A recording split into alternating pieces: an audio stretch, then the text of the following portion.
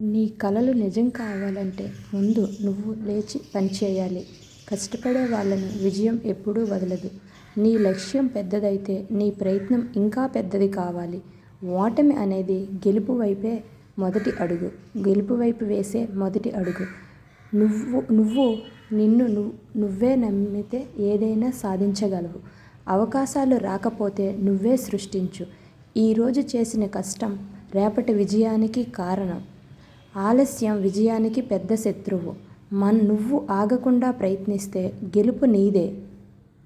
జీవితంలో కష్టం లేకుండా గొప్ప విజయాలు రావు.